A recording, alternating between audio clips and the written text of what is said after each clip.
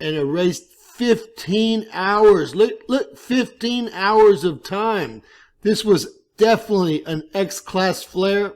But remember, folks, if something like this is to go off Earth facing, if you will, it's an extinction level event in most all cases, unless you're living in an iron underground bunker, which is, I guess, where they're all headed.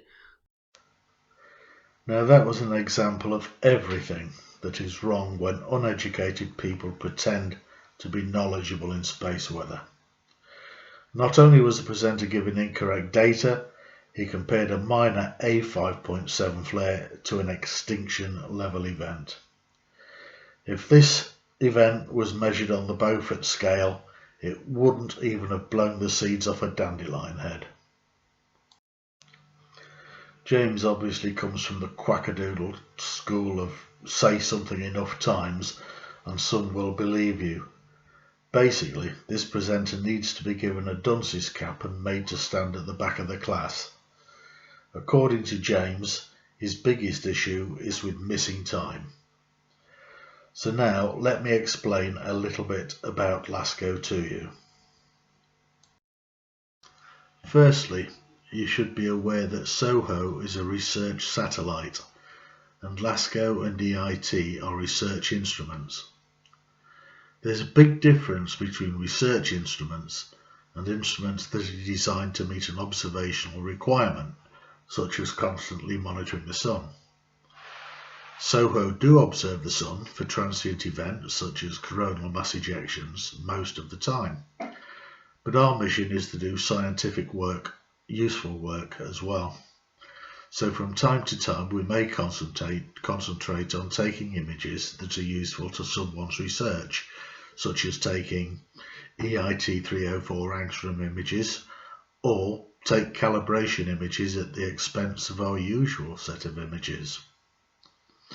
The images put on our website are for public education and outreach, but our mission is research, not to provide images for the web.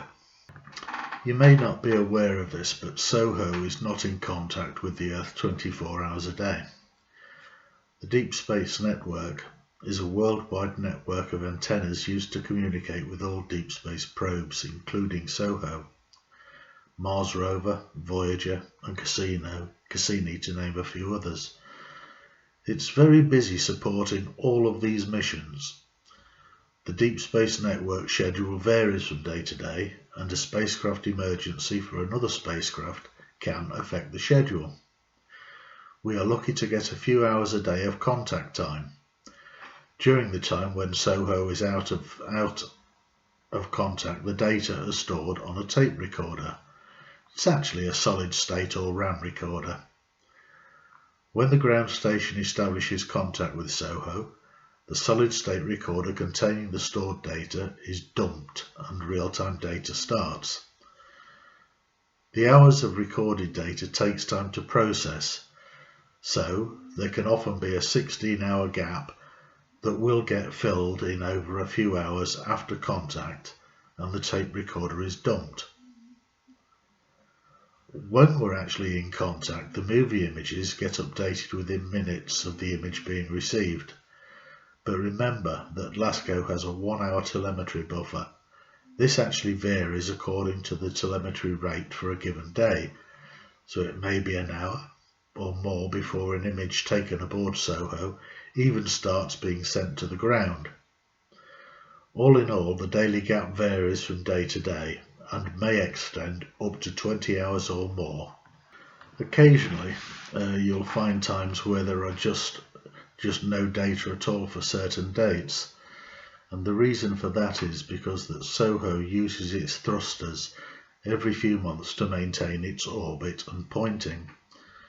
The flight operations team have to prepare very carefully for these operations, since there are many checks and much data analysis required to make sure the thrusters fired properly and the spacecraft attitude and systems are operating correctly before and after the thruster firing.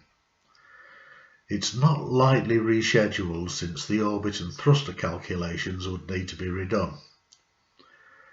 Now during that time, LASCO and other SOHO instruments close their doors to prevent exhaust from the thrusters reaching their optics.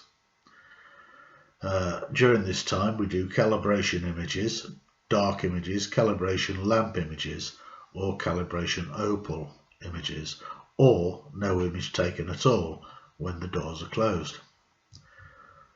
Thruster firings, sometimes noted as momentum management, are noted in the daily status reports, and typically will take several days as the flight operations team analysing the ranging data and does other measurements to make sure everything is okay. So this is why occasionally you will see that we go 2, 3, 4 days without putting up any data, and then all of a sudden the data is there, and that's the reason for it. There are also occasions when things that cannot be planned for happened. I mean, if we go back to the early part of January, SOHO was currently in a telemetry keyhole. That in itself wouldn't have been a problem, but unfortunately, because of heavy snow in Madrid, several of the antennae at the Madrid DSN complex were out of operation, in particular 70-meter dishes.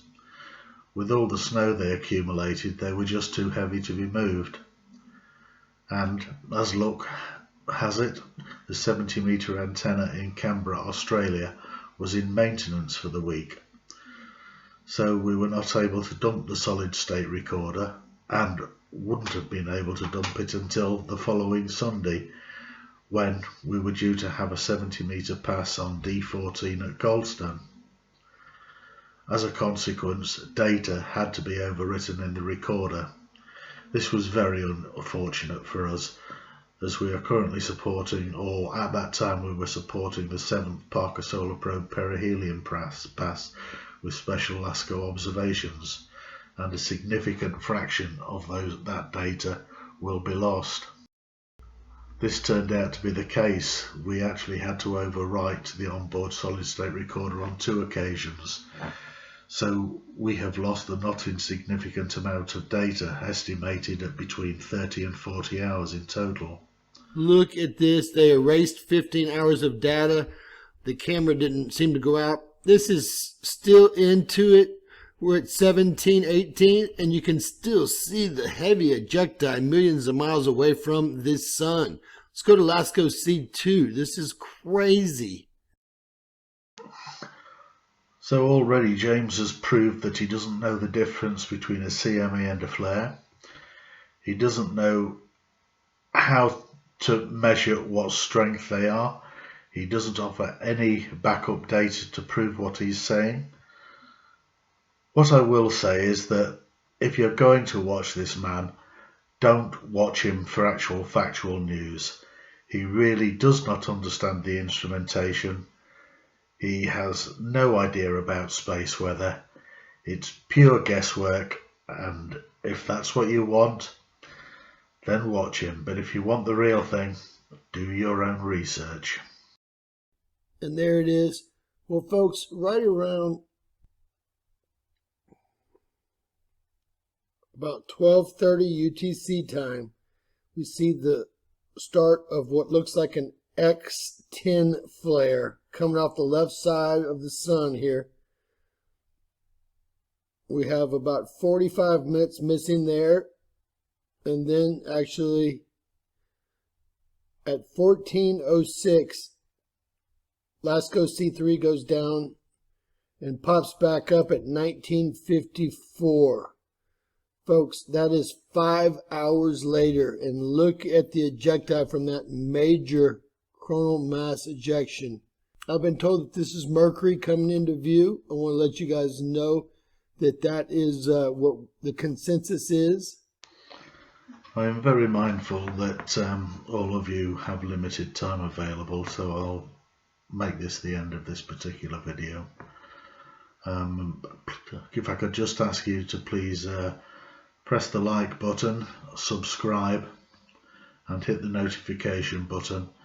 Then you'll know when the next video is coming out, which will yet again be about LASCO This time I will pick one particular event and then take you through the process of finding out more data about that.